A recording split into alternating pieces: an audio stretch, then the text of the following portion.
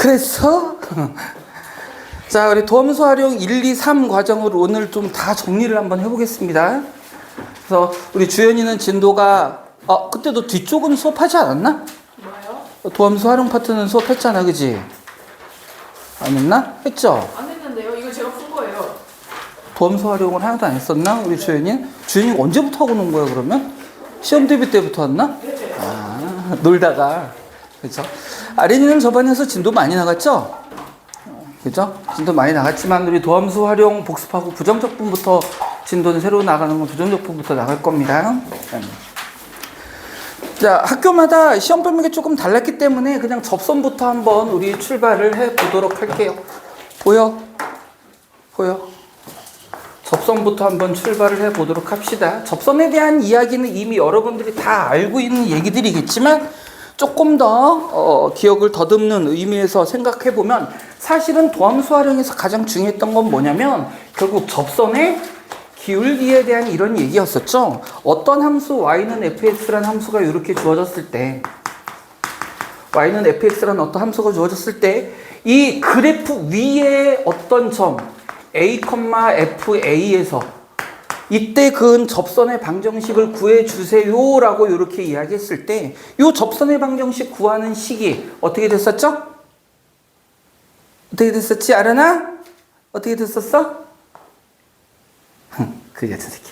y 마이너스 fa는 기울기 f'a의 x 마이너스 a. 자, 이건 사실 고등학교 1학년 때 배웠던 거고 여기서 추가적으로 들어가는 내용은 뭐밖에 없었어? 접선의 기울기에 대한 이야기밖에 없었죠. 다 기억하겠지만 다시 한번 쭉 리뷰를 하는 거야. 그러면서 가끔 가다가는 어떤 문제들이 등장했었냐면 요 접점에서 이 접선과 수직인 직선의 방정식을 구하라. 보통 수직인 직선을 우리는 뭐라고 부르냐면 법선이라고 부르는데 그 용어 자체는 별로 중요하진 않고요. 중요한 건 뭐 수직인 직선의 방정식. 그러면 지나는 점은 똑같은 거고 뭐만 달라지는 거야? 기울기만 달라지겠지. 요 놈의 기울기는 어떻게 되겠어요? 요 놈이랑 곱해서 마이너스 1이 돼야 되니까 요 직선의 방정식은 그러면 y 마이너스 fa 지나는 점은 똑같으니까 기울기만 달라지겠죠?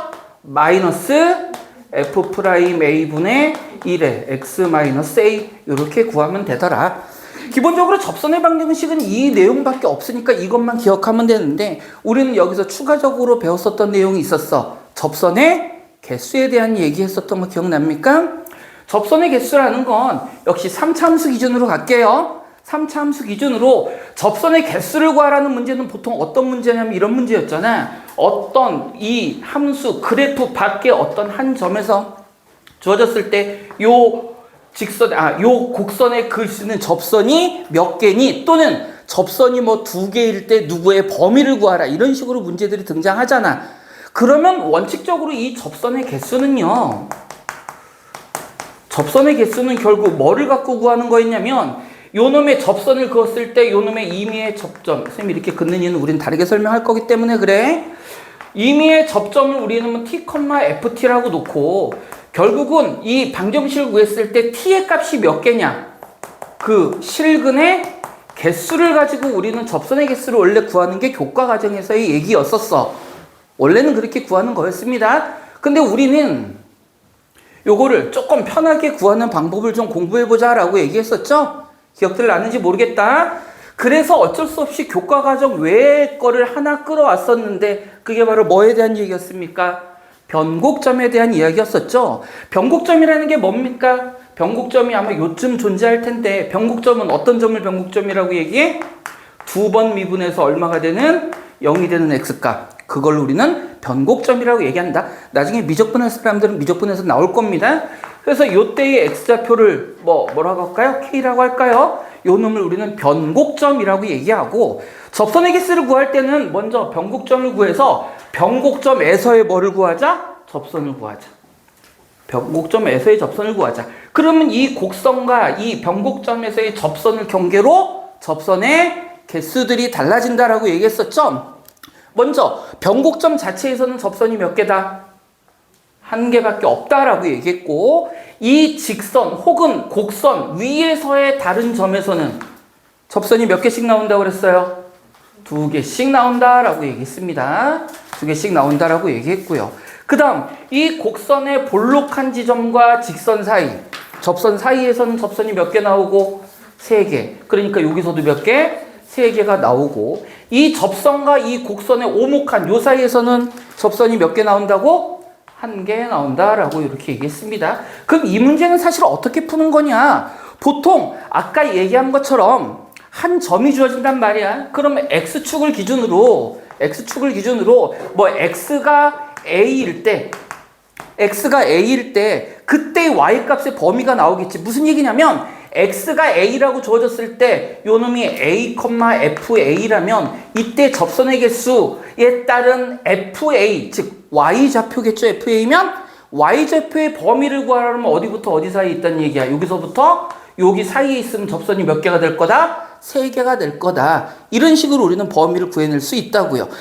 우리가 앞에서 얘기했던 교과 과정에 실근행 했으면 보통 뭐 어떤 걸로 많이 하냐면 뭐 판별식을 이용해서 많이 하거나 때로는 3차 방정식의 실근의 개수를 가지고 얘기할 때도 있었지만, 자, 요거 나중에 문제 나오면 직접 문제에 대입해서 푸는 건 한번 연습해 볼 거니까 대충 이 그림 자체는 그림처럼 좀 기억을 해 놓으세요. 그럼 접선 문제 나왔을 때 자세히 한번 이야기해 보도록 하겠습니다. 자, 접선에 대한 이야기는 요 2가지 정도로만 정리해서 끝냅시다. 뭐 한 가지만 좀 추가적으로 좀 얘기할까요? 자, 2차 함수의 접선에 대한 얘기인데요. 2차 함수에 대한 이야기를 했을 때 일단 꼭지점이 원점이고 아래로 볼록한 이러한 2차 함수 그래프가 있을 때 2차 함수 그래프의 임의의 어떤 한 점에서 접선을 그으면 어떤 성질 성립한다고 그랬어? 기억합니까? 못하죠? 훌륭한 학생들이에요. 자, 여기 요 바로 접점에서 x축으로 수선의 발을 내리면 여기 만들어지는 이 삼각형과 이 삼각형이 서로 어떤 삼각형이 만들어진다고? 합동인 삼각형이 만들어진다고. 이 합동인 삼각형을 이용해서 우리는 요 접선에 두고 y절편을 구하거나 할 때 좀 더 편하게 구할 수 있다는 얘기예요. 근데 요거는 평행 이동에서도 우리 그대로 구할 수 있겠죠? 평행 이동을 한다고 하더라도 결국은 뭐에 관해서 생각하면 되는 거야? 꼭지점에 대해서 생각하면 되는 거예요. 꼭지점에서 두 개의 선, x축, y축이 이동했다라고 생각하면 역시 접선에서 어떻게? 요 삼각형과 요 삼각형이 합동이에요. 요거 이용하면 이 넓이라든가 좌표에 관한 문제들을 풀 수 있을 거야. 지금 문제들을 다 풀 수는 없잖아, 그치? 문제들을 다 풀 수는 없으니까 선생님이 나오는 이야기들만 우리 압축해서 이야기하고 있는 겁니다. 자, 이렇게 해서 접선에 대한 이야기는 요 정도만 할게요. 요 정도만 이야기하고 웬만한 건 요걸로 다 해결할 수 있을 거라고 선생님 생각을 하면서, 자, 그 다음 단원부터 이제 좀 여러 가지 것들이 나오는데요. 함수의 증가와 감소, 그리고 여기 포함해서 어떤 말이 나오냐면 극대와 극소에 대한 얘기까지 같이 좀 등장을 할 겁니다. 자, 우리가 어떤 함수가 주어졌을 때 x 두 개의 좌표를 비교했을 때 x1과 x2를 비교했을 때 x1보다 x2가 클 때 두 개의 함수값을 비교해 봤더니 함수값이란 건 결국 누구의 값? y값을 얘기할 거야. x1보다 x2가 클 때 함수값 역시 크면 우리는 이때 이 함수가 뭐 한다고 얘기해요? 증가한다라고 이렇게 얘기합니다. 그리고 증가한다라는 게 함수의 그래프에서 어떤 의미를 갖냐면 x1에서 x2로 x좌표가 변한다라는 얘기는 커지는 거니까, x좌표가 커지는 건 오른쪽으로 가는 거예요? 왼쪽으로 가는 거예요? 오른쪽으로 가는 거죠? 그래서 오른쪽으로 갑니다. 그 다음 y좌표가 커져요 라는 건 위로 간다는 얘기야? 아래로 간다는 얘기야? 위로 간다는 얘기죠? 그래서 함수의 그래프가 증가하는 형태다라고 했을 때 바로 어떤 형태를 띠게 된다는 얘기야? 오른쪽 위로 향하는 그래프를 갖게 되더라. 그걸 우리는 함수가 증가한다라고 이렇게 얘기하더라는 거예요. 증가한다. 이제 조금 부호를 바꿔볼까요? x좌표는 여전히 x1보다 x2가 큰데 함수 값을 살펴봤더니 fx1이 fx2보다 더 컸어. 그러면 이때는 x가 여전히 커져서 오른쪽으로 가는데 y는 어디로 간다는 얘기야? 아래로 간다라는 얘기겠죠? 이렇게 x가 커지는데 y가 작아질 때를 우리는 이 함수가 뭐 한다고 얘기하고? 감소한다라고 얘기하고, 함수의 그래프는 오른쪽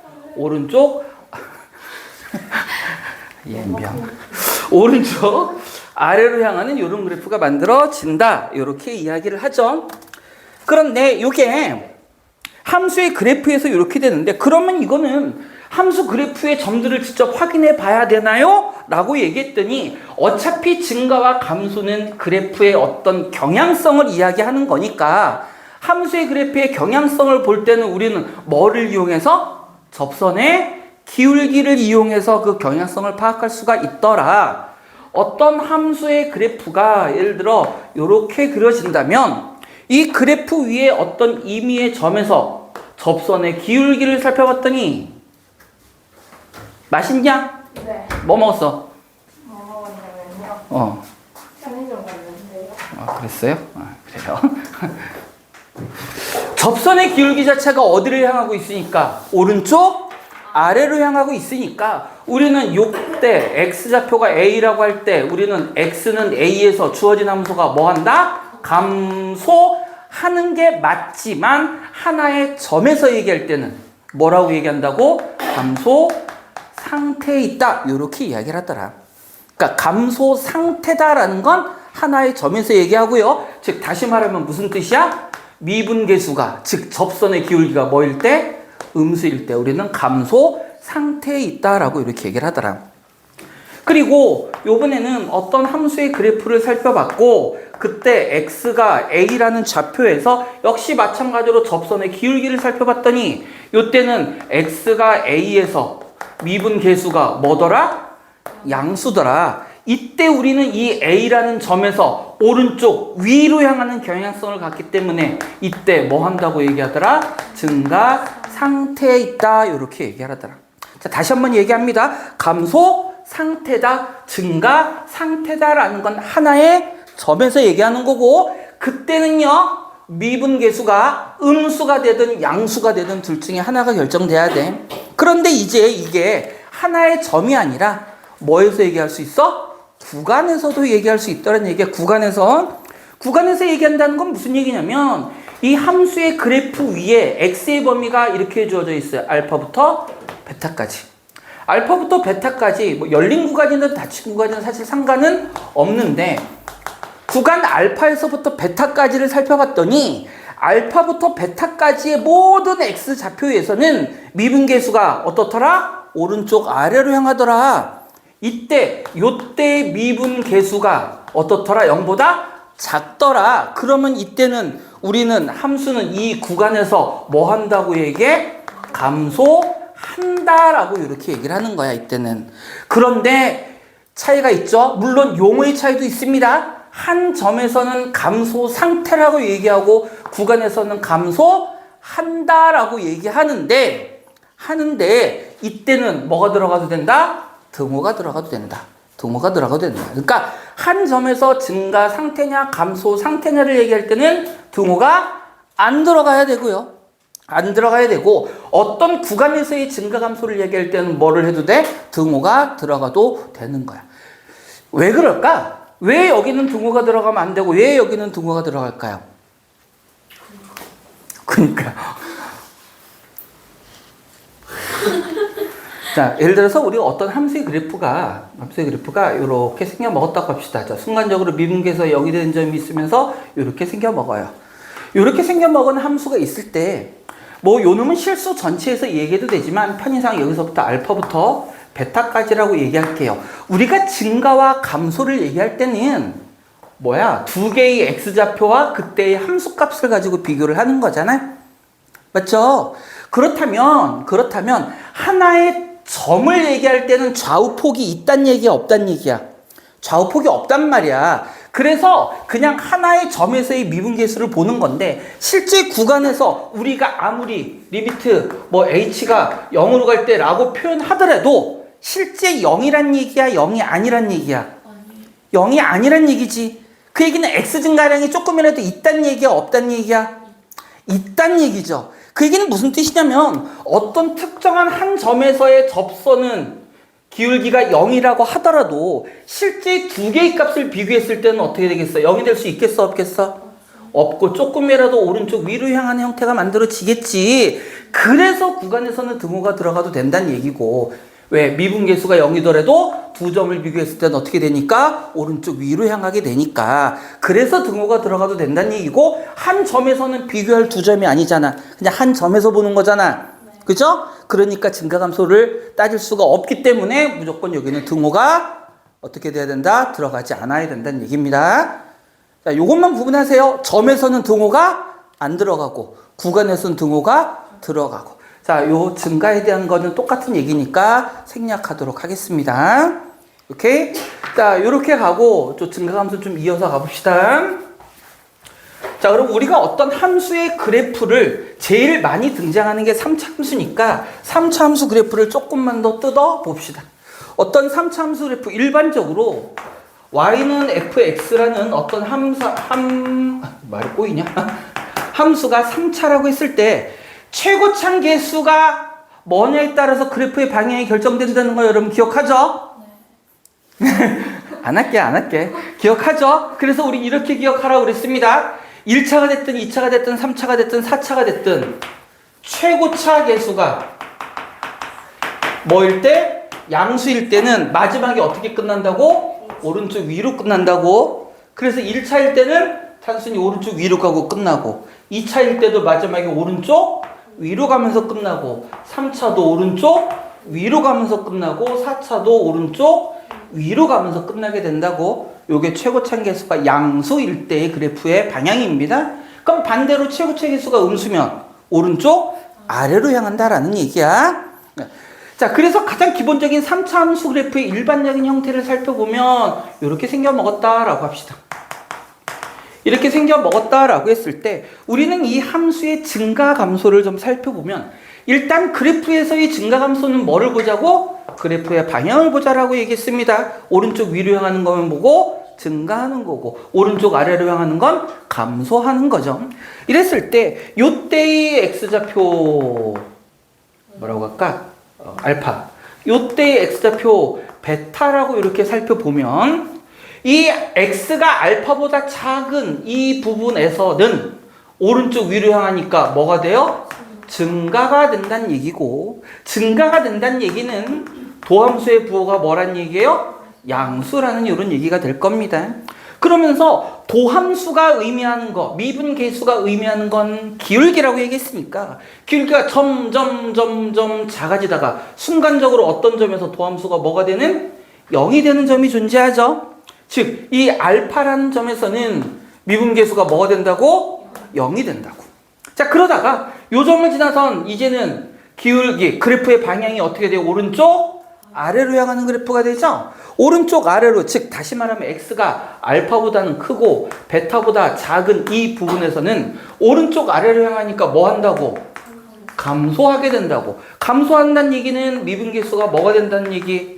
음수가 된다라는 얘기겠죠. 음수가 된다는 얘기일 거야.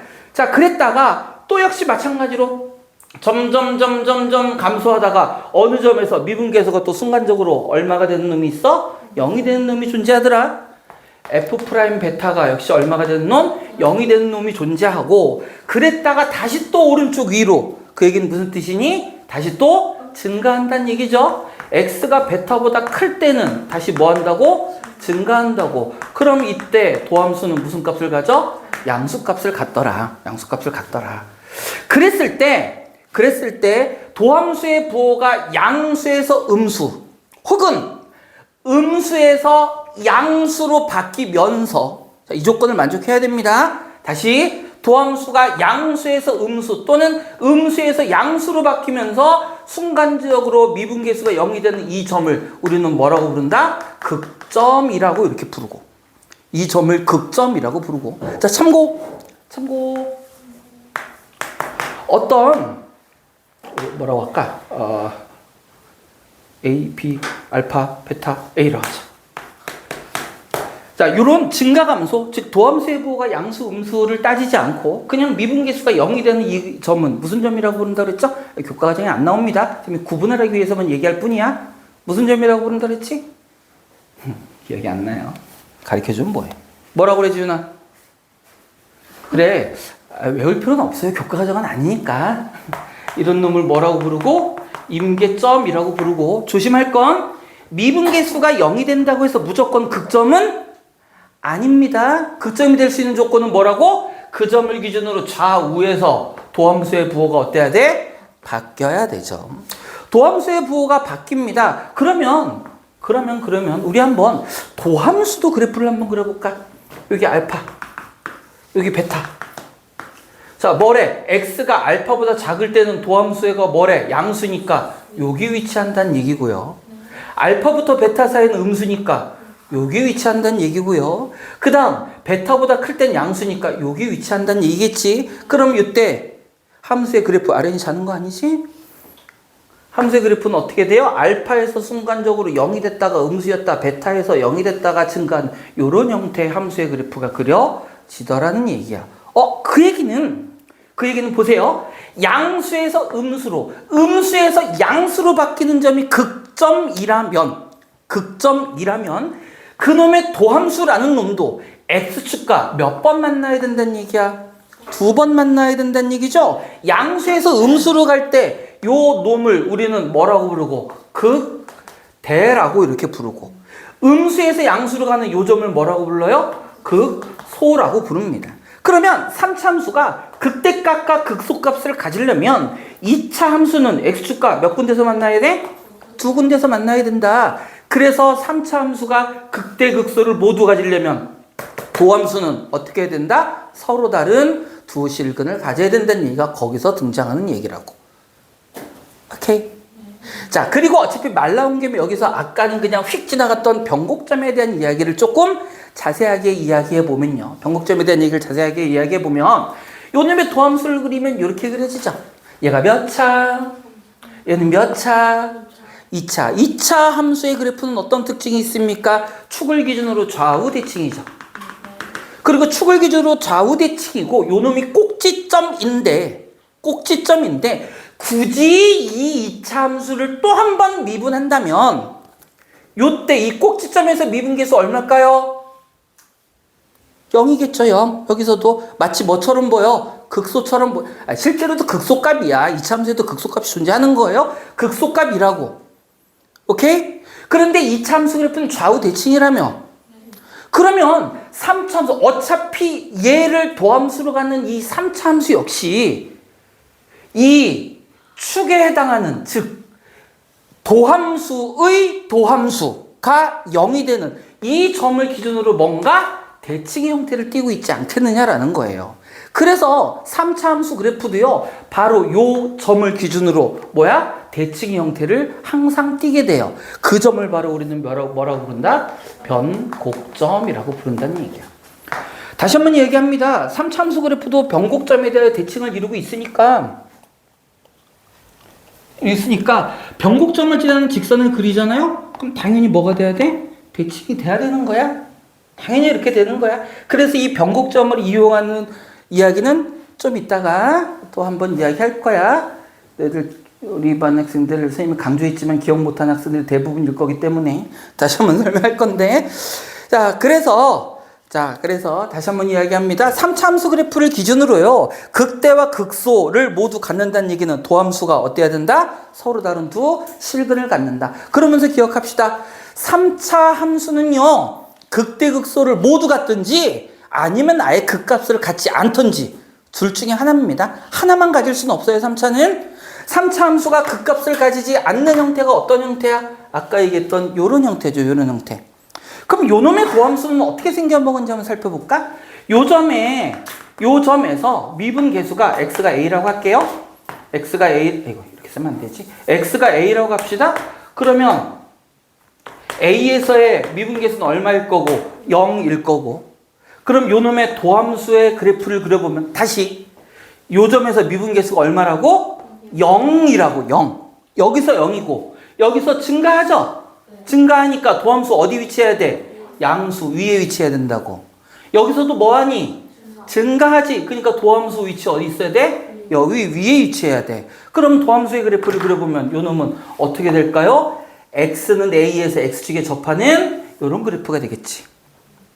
맞아요? 그럼 이때는 x축과의 교점이 몇 개란 얘기야? 한 개. 한 개니까 뭐를 안 가져? 극값을 갖지 않더란 얘기야. 그런데 이렇게 생겨먹은 그래프가 있다고 하더라도 항상 여기서 미분계수가 0인 건 아닙니다. 미분계수, 즉 계속 증가하다가 점점점 증가 추세가 줄어드는데 그래도 미분계수가 조금이라도 양수였다가 다시 커지는 이런 형태의 그래프도 존재한다고. 여기서 항상 0이 되는 거 아니야? 0이 안 될 수도 있어요.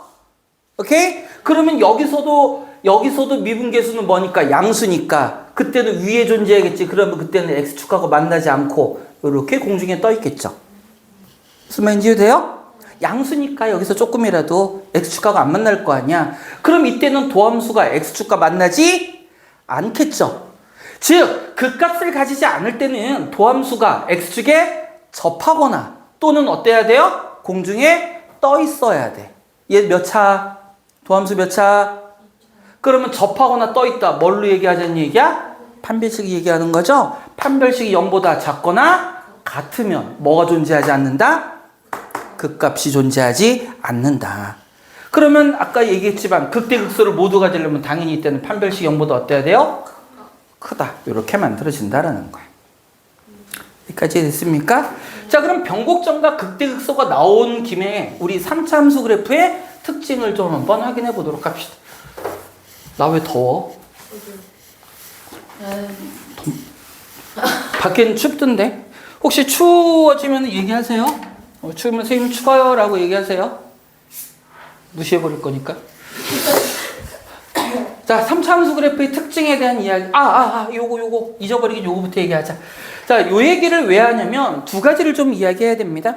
좀 전에 그래프도 확인했지만 미분계수가 0이라고 해서 반드시 극값을 갖지는 않는다고 그랬지. 자, 뒤집어서 얘기해보자. 그러면 점에서는 항상 미분계수가 0인가요? 극점에서 미분계수 항상 0이어야 돼? 0인 것 같아? 미분계수 극점에서? 네. 확실해요? 네. 이게 문제죠. 내가 강조해서 가르쳐도 소용이 없어요. 우리가 미분이 불가능한 점, 보통 어떤 경우 많이 등장하죠? 미분이 불가능한 점은 흔히 뾰족점이라고 얘기하는 부분. 그러면 이렇게 생겨먹은 함수에서는요, 요거 감소하죠? 여기서 증가하죠? 그러면 요때 x좌표를 a라고 했을 때 f'A 자체는 존재하지 않죠? 미분 불가능하지? 이건 알고 있지? 그러면 f'A는 하지 않지만 FA는 존재할 거잖아. 근데 FA라는 점이 어떤 특징을 갖고 있어? 감소하다가 증가하는 아래쪽에 존재하는 점이죠. 그럼 우리는 이때 이놈도 뭐라고 얘기해? 극소값이라고 얘기한다고. 하지만 미분계수는 존재하지 않습니다. 미분이 불가능하더라도 극점은 존재할 수 있는 거야. 무슨 말인지 이해가 돼요? 자, 요 점도 우리는 뭐라고 불러? 극소를 가끔가다 이렇게 함정 문제 내는 경우 있어요. 여러분들 다음 중 옳은 것은 틀린 것은 그래프 몇 개 그려놓고 그 첫 번째 그래프는 여기서 극소값을 갖는다 그러면 애들이 뾰족하니까 미분이 불가능해. 그럼 도함수가 0이 될 수 없으니까 여기는 극점이 아니야. 이러면 안 된다고. 우리가 여기서 극대극소를 판별할 때 미분계수가 0인 점을 찾는 이유가 뭘까요? 왜 미분계수가 0인 점을 찾아?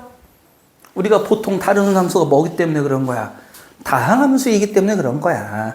다항함수이기 때문에 그렇고 보통 이제 절대값을 포함하고 있는 경우가 이런 그래프가 많이 등장하지. 그런 경우에는 뾰족점에서도 극대나 극소가 될 수 있는 겁니다. 그러니까 이런 함정 빠지면 안 돼요.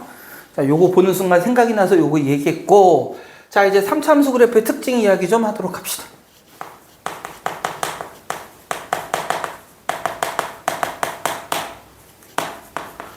자, 3차 함수 그래프는 뭐 길게 얘기할 건 없어요. 좀 전에 얘기한 것처럼 3차 함수 그래프는 어떻게 해? 변곡점에 대하여 어떻다? 대칭이다 라고 얘기했었죠.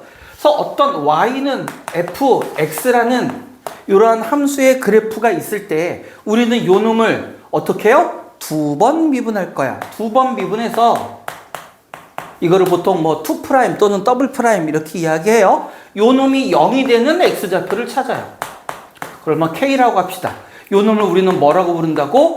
변곡점. 선생님, 변곡점이라는 말의 의미는 뭐예요? 라고 얘기하면 수투에서, 미적분에서 나오는 얘기니까 길이가 나는 거 짧게만 얘기면 그래프의 곡선, 휘어지는 모양새가 바뀌는 점이다 라는 얘기야. 모양새가 바뀐다. 휘어지는 모양새라는 건 뭐냐면 보통 위로 볼록하냐 아래로 볼록하냐 이 얘기하는 거예요. 그래서 쉽게 얘기하면 요 그래프가 요 부분에서는 위로 볼록한 모양이지 여기서는 아래로 볼록한 모양이지 그게 바뀌는 점이 변곡점인 거야.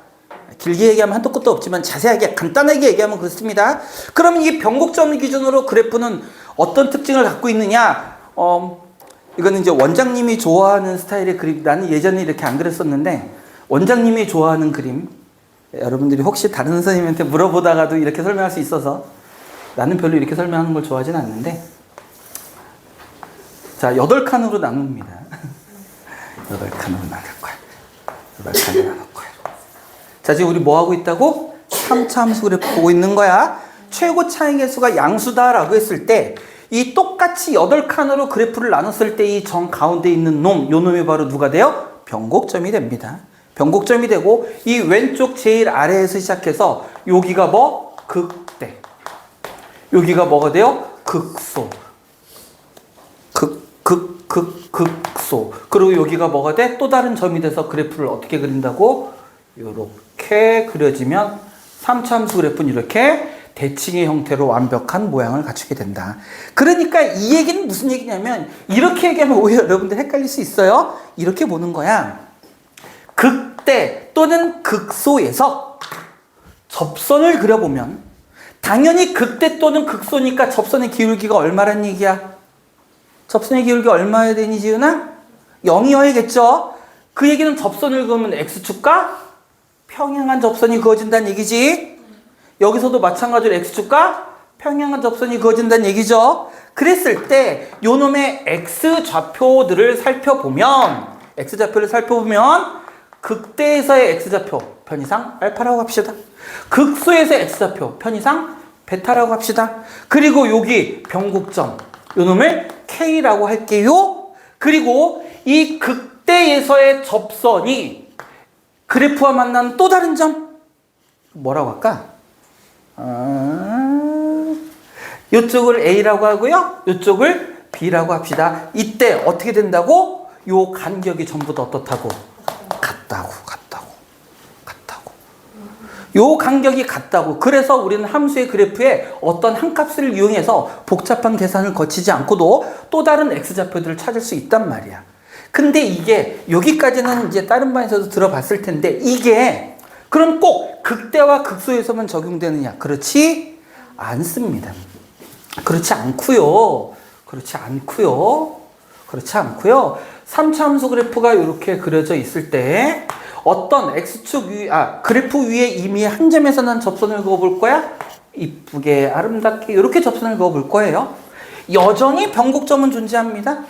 여전히 변곡점은 존재해요. 이렇게 됐을 때 요때 만나는 점을 알파, 요때 만나는 점을 얼마? 베타라고 해놓고요. 우리는 요때 변곡점의 X좌표를 K라고 이렇게 놓는다면 어떤 성질 성립한다고 그랬어? 기억나니? 조금 발전시켜볼까? 접선 말고 그러면 다른 직선에 대한 얘기는 없을까? 접선 말고 다른 직선 하나 그어볼게요. 접선 나중에 할게. 요거부터 이야기하고 접선으로 넘어가자. 자, 그래프가 이렇게 그려져 있어요. 그냥 이 3차 함수와 만나는 어떤 한 직선을 얘기합시다. 이때 만나는 세 점의 X좌표를 각각 알파와 베타와 감마라고 이렇게 한번 이야기해 볼게요. 감마면 혼자 삐뚤어졌어?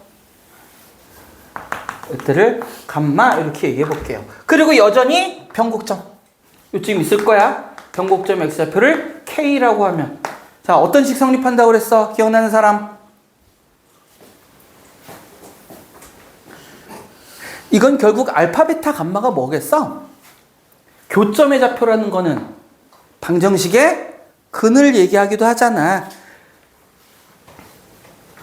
네. 자, 어떻게도 이게 활용이 가능하냐면요. 3차 함수 그래프가 있습니다.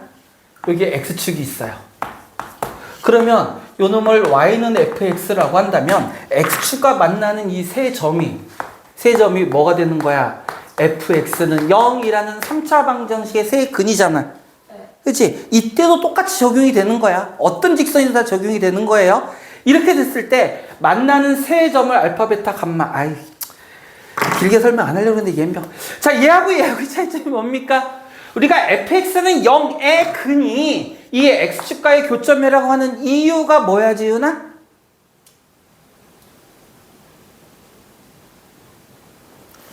뭘까, 아리나? 왜 fx는 0과 0의 말이 안 나오냐? fx는 0이라는 방정식이 근이 x축과의 교점이라고 하는 이유가 뭐야? 왜 그렇게 얘기하는 거야? 그래, 오늘 뉴 스타일. 좀 반응 좋지 않았냐? 아린이가 한번 얘기해 볼까? 왜 fx는 0의 방정식의 근이 x축과의 교점이죠? 이게 문제는, 이거 중학교 때 배우는 얘기예요. 중학교 때. 그러니까 이게 봐봐. 여러분한테 뭐라고 하는 건 아닙니다. 다 내 잘못이죠. 내가 잘못 가르쳤으니까 그런 거야. 그렇죠? 왜 그러냐면 이 뜻을 알면 이게 여러 가지로 변형되는 의미들을 다 할 수 있는데 단순 무식하게 이거는 인수분해에서 푸는 거야. 맨날 이것만 하니까 진짜 의미를 모르잖아요. 되게 단순한 얘기죠. 왜 이렇게 되는 거야? 요는 y는 fx라는 곡선 그래프와 y는 0 요 두 개를 난 연립해서 x값 찾고 싶어. 그러면 식이 어떻게 만들어져? fx는 0이라고 만들어지는 거잖아. y는 0이 바로 누구니까? x축이니까. 그래서 요 방정식의 근이 x축과의 교점이라고. 다시 말하면 이 두 그래프의 교점을 얘기하는 거야. understand? 그러면 요 놈도 마찬가지겠지. 요 함수의 그래프를 y는 gx라고 하고요. 요 놈 요번에 직선이니까 y는 mx 플러스 n이라고 논다면 이 교점 찾을 때 우리 어떻게 찾아? gx는 mx 플러스 n 이렇게 방정식 만들어서 너희들 풀 거잖아. 맨날 이렇게 풀잖아. 그죠? 그래서 이 복잡한 방정식 막 연락에 씩씩거리면서 걔는 졸라 복잡해 그러면서 하잖아.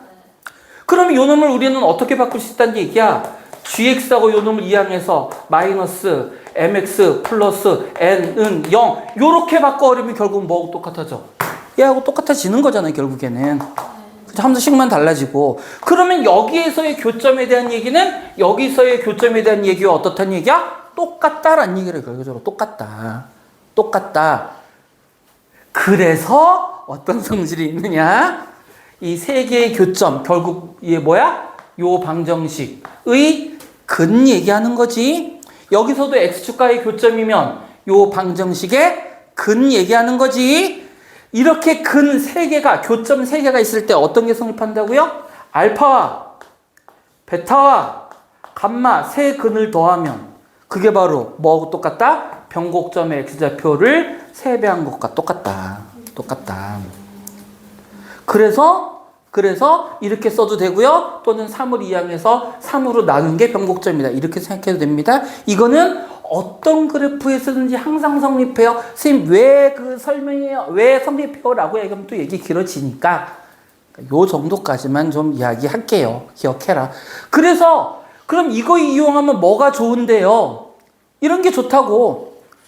보통 우리 여러분 이런 문제 되게 많이 요거 얘기한 다음에 얘기할게. 아까 했던 얘기. 자, 그럼 접선에서는 어떻게 되느냐?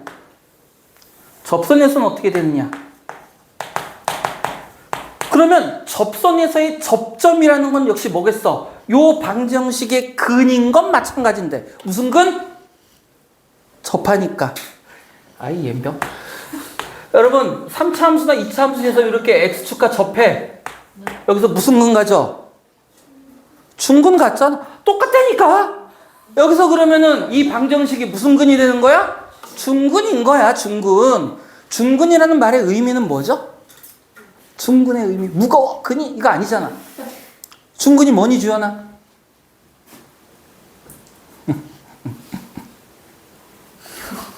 시아야, 중근이 뭐야? 뭘 보고 중근이라고 그래? 오, 그렇죠. 즉, 요 A란 놈이 몇 개의 역할을 한다는 얘기야?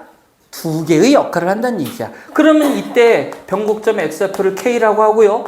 요 점, 여기 A라고 썼는데 우리 알파를 바꿀까요? 통일감 있게 알파, 여기가 베타면 이때는 알파가 근 몇 개의 역할을 한다고? 두 개의 역할을 하니까 그때는 알파 더하기 베타.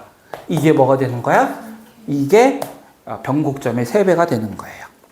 그러니까 어떤 직선이든 다 사용할 수 있다고.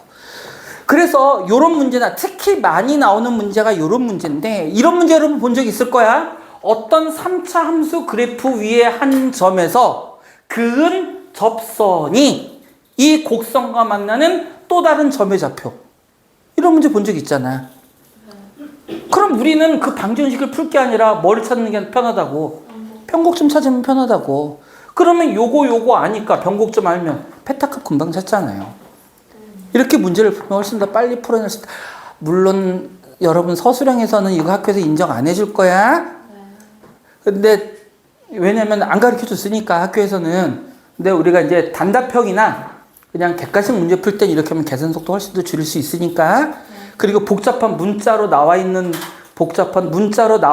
경우도 요거 이용하면 조금 더 편하게 문제를 풀 수 있어요.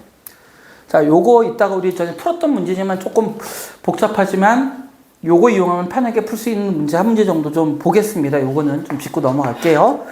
자, 요렇게 해서 3차 함수 그래프는 이러한 특징들이 있더라. 그래서 증가, 극대, 극소와 더불어서 극대, 극소와 더불어서 3차 함수 그래프의 특징까지 이야기를 해봤어요. 자, 그러고 나면 이제 도함수 활용해서 마지막으로 남는 단원이 뭐죠? 방정식, 부등식에서의 활용 남죠? 그죠? 방부등식에서의 활용 남습니다. 자, 그 얘기 한번 해볼까요?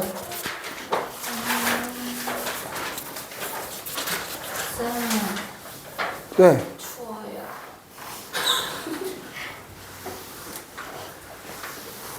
그래요. 온도 조금만 올려주세요. 지금 22도예요. 알았어. 24도. 24도면 히터 아니야? 네.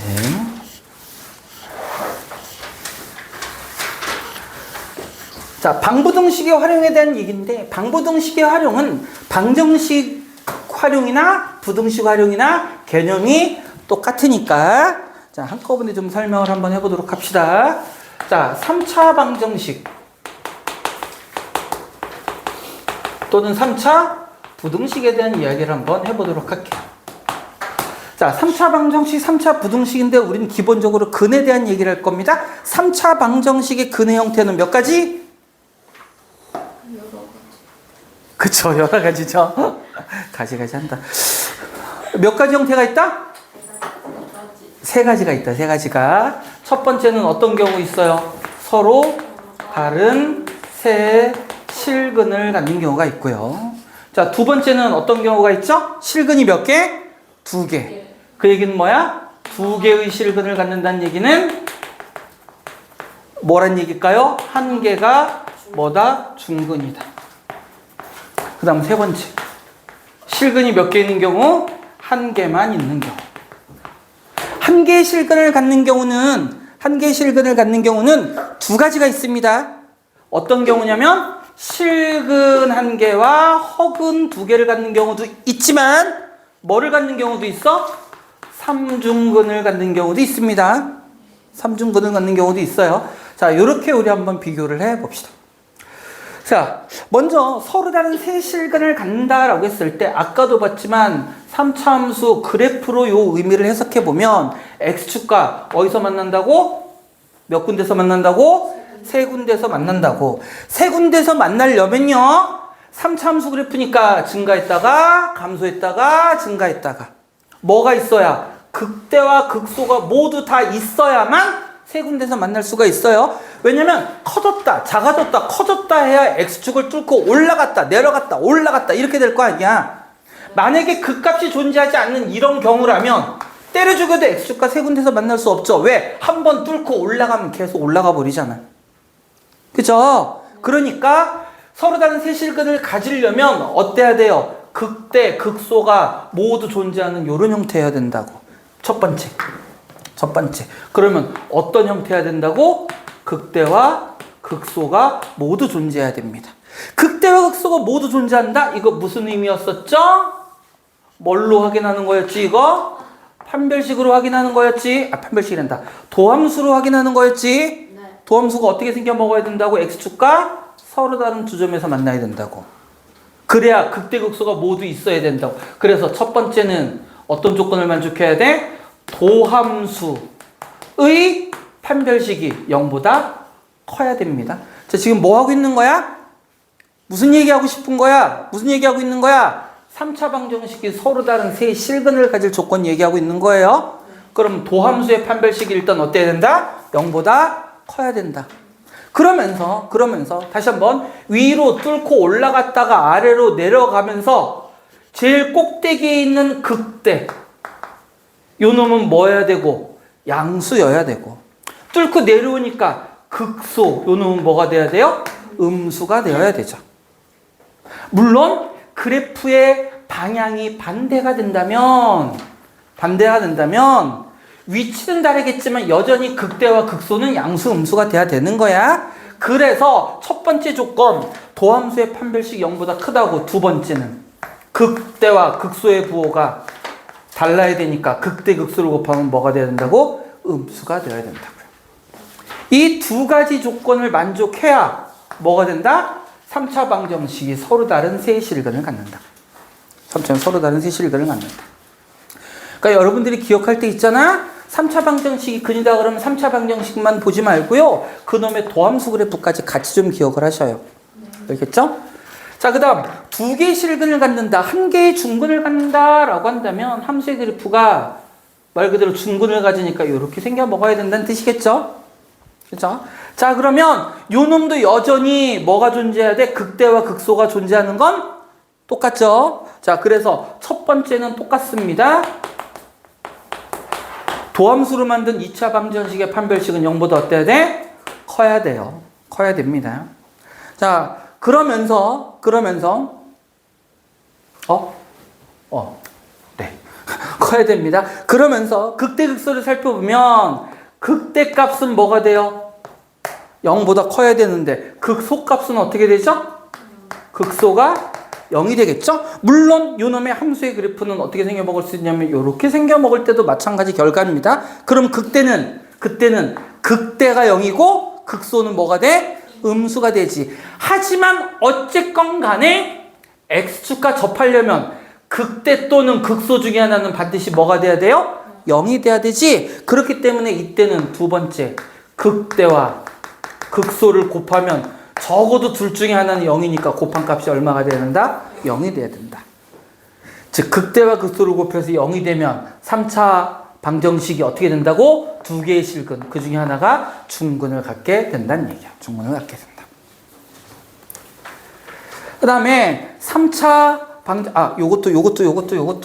요것도 도함수의 그래프는 확인합시다. 근데 뭐 확인해 볼 게 없는 게 극대와 극소를 갖는다면 도함수 그래프는 마찬가지예요. 이렇게 생겨 먹어야 되죠.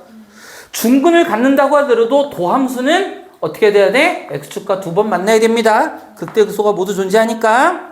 자, 그 다음 한 개의 실근만을 갖는 그래프는 아까도 얘기했지만 어떤 형태가 돼요? 이런 형태가 돼요. 선생님, 3중근은 어떤 경우예요? 3중근은 이런 경우입니다. 함수의 그래프가 이렇게 생겨 먹었을 때. 이렇게 생겨 먹었을 때 3중근이요. 선생님, 어떤 경우인데요? 이런 경우. 그럼 이때는 x값 뭐만 존재해? 1이라는 하나의 것만 존재하는 겁니다. 혹은도 존재하지 않아요. 이때는 3중근입니다. 그래서 어차피 그래프의 생김새는 거의 똑같기 때문에 이렇게 생겨 먹은 경우, 자, 또는 어떤 경우도 있을 수 있어? 이런 경우도 있을 수 있습니다.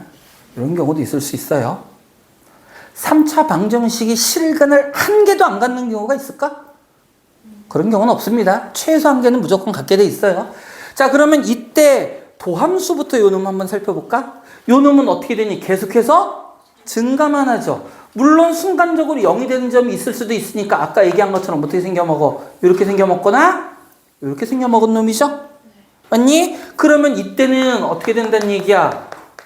도함수로 2차 방정식을 만들었을 때 요 놈의 판별식이 어떻다? 0보다 작거나 같은 것까지 가능하더라. 그 다음에 요 경우는 극대 극소는 모두 다 존재 하죠. 극대극소 모두 존재하지. 그래서 요 놈도 살펴보면 도함수의 그래프는 여전히 어떻게 돼? 이렇게 돼. 그러면 이때는 판별식이 0보다 클 수 있겠죠. 하지만 판별식이 0보다 클 이때에는 극대값과 극소값이 어떻게 돼? 둘 다 양수거나 또는 극대와 극소가 둘 다 음수거나 해야 된다고. 그러면 그때는 x축과의 교점이 몇 개밖에 안 만들어져? 한 개밖에 안 만들어지니까 이때는 극대와 극소를 곱한 결과가 뭐가 되더라? 양수가 되더라. 그러니까 실근이 한 개인 경우에는 두 가지를 다 봐야 돼요. 극대 극소가 존재하지 않을 수 있습니다. 그러면 무조건 실근 한 개 되는 거고, 극대 극소가 모두 존재하는데 실근이 하나야? 그러면 극대와 극소의 부호가 어떻단 얘기야? 같단 얘기야. 둘 다 양수거나 둘 다 음수거나. 됐어요? 자, 그럼 이거를 요건 여기까지 얘기하고, 그 다음 이게 이제 3차 방정식은 요거 갖고 해결하는데 조금 우리가 복잡해질 때가 언제냐면 4차 방정식에 대한 얘기가 나올 때입니다. 4차 방정식. 나 힘든데? 지웁니다. 조금 있다가. 이거 수업 시간도 다 이것도 적고 그때도 사진 찍지 않았을까? 갤러리 잘 찾아보세요. 비슷한 사진 있을 겁니다. 찍으면 뭐 하냐고. 용량만 차지하지.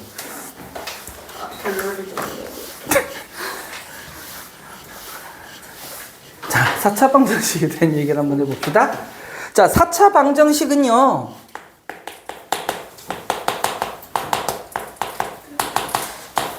(4차) 방정식에 대한 얘기를 하려면 먼저 4차 방정식의 그래프의 형태에 대한 이야기를 한번 해보도록 합시다.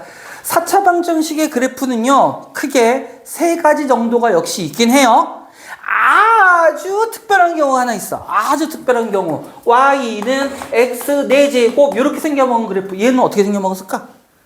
마치 뭐처럼? 마치 이차함수 그래프처럼 생겨먹었어요. 뭐만 존재하는 경우? 4차항만 존재하는 경우. 근데 이거는 문제 안 나와. 계산하기 너무 쉬워서. 그래서 이 특별한 경우는 제외하고. 그래서 요거는 제외하고 두 가지 형태를 살펴볼 건데, 첫 번째 가장 일반적인 형태는 어떤 경우냐면 이렇게 W자 모양으로 생긴 이런 경우입니다.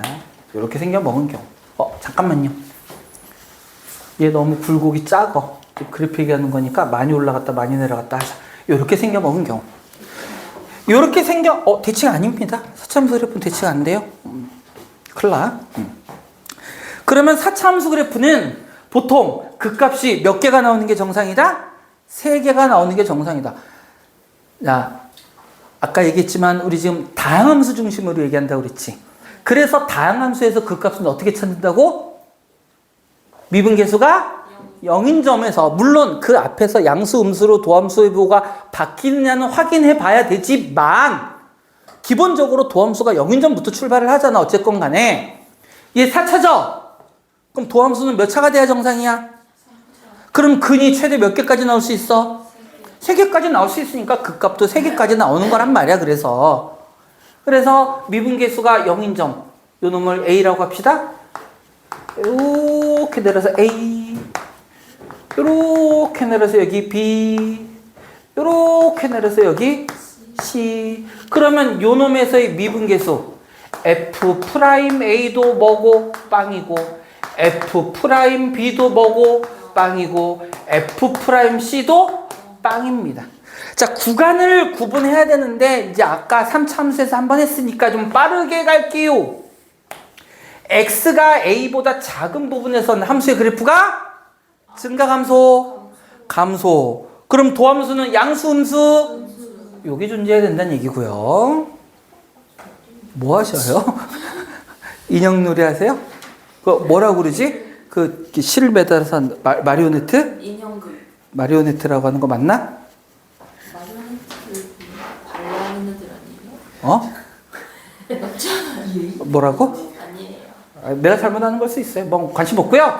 자, 여기서부터 여기까지 다시 뭐 한다고? 증가. 그럼 어디 있어? 양수. 슬슬 너희들 집중력이 한계가 오는구나.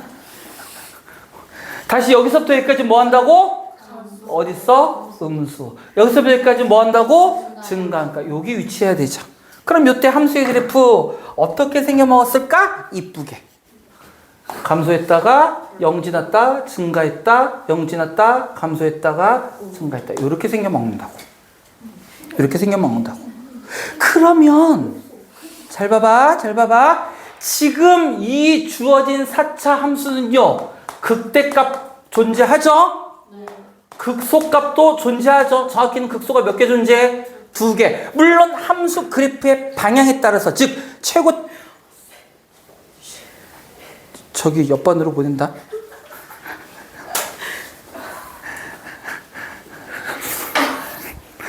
못 들은 걸로 하세요. 우리 오래 있었던 사람. 내가 말한 옆반 저기 원장님 반 얘기하는 거예요. 원장님 반. 가고 싶어 하려니? 바로 보내줄 수 있어요? 영상. 최고차항계수의 부호에 따라서 그래프의 방향이 이렇게 생겨 먹을 수도 있겠죠? 그러면 그때는 극대가 2개, 극소가 하나 생길 수도 있지만 어쨌건 간에 극대와 극소가 모두 다 생긴다는 건 똑같죠? 이렇게 됐을 때는 극대와 극소, 아까 얘기했어? 극대와 극소가 모두 다 생겨. 극값이 몇 개 생겨? 3개 생겨. 그러면 요 도함수를 이용한 3차 방정식이 어떤 형태가 돼야 된다고? 서로 다른 3개의 실근을 가져야 된다고. 그러면 그 다음은 어디로 갈까? 3차가 서로 다른 실근이잖아. 그러면 우리 아까 지웠던 3차 함수 근의 개수로 가야겠지. 어떻게 돼야 된다고? 극대와 극소를 곱했을 때 뭐가 돼야 된다? 음수여야 된다. 여기까지 봐야 된다고. 그러니까 4차 함수의 아직 방정식 얘기는 아니고 4차 함수 그래프에 대한 얘기부터 먼저 하는 거야. 극대 극소가 모두 다 그렇게 가지려면 도함수가 서로 다른 세 실간을 가져야 된다고요. 자, 그 다음. 네. 들어갈게. 네, 알았어. 왼손. 모두 다 갖는다고요. 자, 2번째. 4차 함수 그래프 중에 극대 또는 극소만 갖는 경우가 있겠죠? 이렇게 생겨보세요. 이렇게 내려가다가 도함수가 0인 점에서 꿈틀했다가 다시 내려가는 이런 형태. 물론 방향은 여기 대칭을 이렇게 뒤집어질 수도 있고 최고차항계수에 따라서 위아래가 달라질 수도 있어요. 요때의 x좌표를 A, 요때의 x좌표를 B라고 하면서 요때도 여전히 미분계수는 뭐일 수도 있어요? 0일 수도 있습니다. 당연히 요때의 미분계수는 뭐일 거고요? 0일 거고요. 그럼 함수, 도함수의 그래프를 살펴볼 건데 여기서 뭐해? 감소니까 도함수는 어디 있어야 돼? 아래에. 그 다음에 여기서 순간적으로 0이니까 어디 있어요? x축 위에 존재할 거고 그런데 여기서 다시 뭐야? 감소니까 어디 있어야 돼? 아래에 있어야겠죠. 그 다음에 여기서 0일 거고 여기서 증가니까 어디? 양수. 그러면 함수 4차니까 3차 함수 그래프 그려야 되잖아. 3차 함수 그래프가 음수였다가 0이었다가 증가하는 이런 형태가 된다고. 즉 4차 함수가 극소만 존재하고 극대는 존재하지 않아. 물론 그래프가 위아래가 바뀌면 즉 최고차항계수의 부호가 바뀌면 그때는 극대만 존재하고 극소는 존재하지 않겠지. 하지만 3차 함수 그래프 모양은 마찬가지야. 뭐를 반드시 갖는다? 여기서 무슨 근을 갖는다고? 중근을 갖는다고. 중근을. 그래서 4차 함수 그래프가 극대 또는 극소만 가지면 이 3차로 만든 이 3차 방정식이 뭐를 갖는다고? 중점 왜 이렇게 생겨보니? 뭐를 갖는다고? 중근을 갖는다고. 그러면 어떻게 된다는 얘기야? 이것도 기억나니? 3차가 어떻게 된다고? 실근이 몇 개라고? 실근이 몇 개? 2개를 갖는 경우가 만들어진다고. 그럼 실근이 2개 가질 조건? 역시 우리 아까 지웠던 전 단계. 그걸 또 이용해야 된다는 얘기야. 그래서 4차가 귀찮은 게 2번에 걸쳐서 해야 된단 말이야. 3차는 그냥 한 번만 도함수만 보면 됐었는데 이 4차는요, 도함수 보고 그 3차 그래프의 성질을 또 생각을 해야 된다고. 자, 그러니까 어떻게 된다는 얘기야? 극대와 극소를 곱하면 뭐가 된다? 0이 된다. 요거 이용하면 된다고요. 요게 4차함수 그래프의 특징이었어. 그래서 4차함수는 부등식을 먼저 부등식과 방정식 뭐 똑같은 얘기인데, 보통 4차 함수가 4차 방정식을 fx 안 지울 거야. 같이 할 거야. 네. fx는 0이라는 4차 방정식에서 이런 얘기 기억할 거야. 요 4차 안에 어떤 상수를 포함하고 있는 경우. 쓰자.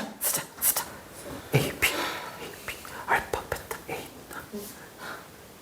그냥 여기 A, B하고 다른 A, B라고 생각하고 그냥 봐주세요. 다 고치기 귀찮으니까. 어떤 4차가 AX 4제곱 더하기 B, X 세제곱 더하기 C, X 제곱 더하기 D, X 더하기 2는 0이라는 4차 방정식에서 이런 문제 나오죠. 실근의 개수가 몇 개인 뭐의 범위를 구하라. 이런 문제 많이 봤잖아.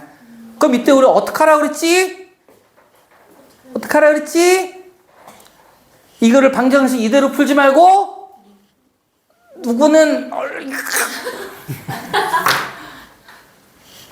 상수는 이항하라고 얘기했죠. 상수는 이항하라. 상수는 이항하고 우리는 요렇게 생겨먹은 뭐를 구한다? 4차 함수의 그래프를 그리자. 요렇게 생겨먹은 4차 함수 그래프니까 뭐 이렇게 그려지거나 이렇게 그려지겠죠. 자, 그러면 요게 2라고 나왔는데 요 놈을 좀 특징적으로 쓰기 위하여 보통 우리 문제가 많이 나오는 게 여기 막 K 이렇게 나오고 뭐 근이 몇 개인 K의 범위를 구하라 뭐 이런 식으로 나오잖아요. 그럼 요 놈을 이항하라고요. 이렇게. 어차피 쓰는 거니까 이렇게 바꿔 쓸게요. 자, 그리고 근의 개수를 그러면 떠올려봐. 아까 선생님이 이번 시간 초반에 얘기했던 거 근의 개수. 그럼 결국 뭐 구하라는 얘기라고? 얘들아, 근의 개수 뭐 구하라는 얘기라고? 교점의 개수 구하라는 얘기라고. 근의 개수 구하라면. 그러면 요 놈은 4차 함수 그래프니까 뭐 요렇게 그려지든 요렇게 그려지든 하겠지. 그 다음에 요 놈이 K라는 놈은 어떤 직선이 된다는 얘기야? Y는 K라는 X축의 평행한 직선이 된다는 얘기잖아. 그럼 K가 옮겨감에 따라서 뭐가 달라져? 교점의 개수가 달라지는 거잖아. 이 경우에 만약에 K가 여기 있으면 교점 몇 개? 0개. 여기 두 개의 극소 중에 작은 거에 접하면 교점 몇 개? 1개. 요 놈과 요 놈 사이에 있으면 교점 몇 개? 2개. 여기에 접하면 이 극소에 접하면 몇 개? 3개. 여기로 가면 몇 개? 4개. 여기 접하면 다시 몇 개? 3개. 위로 올라가면 몇 개? 이렇게 K를 위아래로 옮겨가면서 교점의 개수를 찾을 수 있으니까 뭐도 찾을 수 있다? 실근의 개수도 찾을 수 있다. 그러면 봐봐. 얘가 방정식이 아니라 만약에 얘가 부등식이야. K 없어졌네? 그래서 이항하면 어떻게 쓸 수 있다는 얘기야? 이렇게 쓸 수 있다는 얘기겠죠? 그럼 이제 이거는 무슨 의미가 되는 거야? 요 놈이 K보다 어디에 있으면 된다? 위에 있으면 된다. 거꾸로 얘기하면 K가 이 놈보다 어디 있으면 된다? 아래에 있으면 된다. 아래에 있으면 된다는 얘기는 뭐야? K라는 놈이 극소값, 두 개의 극소값 중 작은 극소값보다도 어디에 있으면? 아래에 있으면 이 부등식이 성립하는 거잖아. 그러니까 똑같이 방정식 얘기하고 똑같은 얘기란 말이야.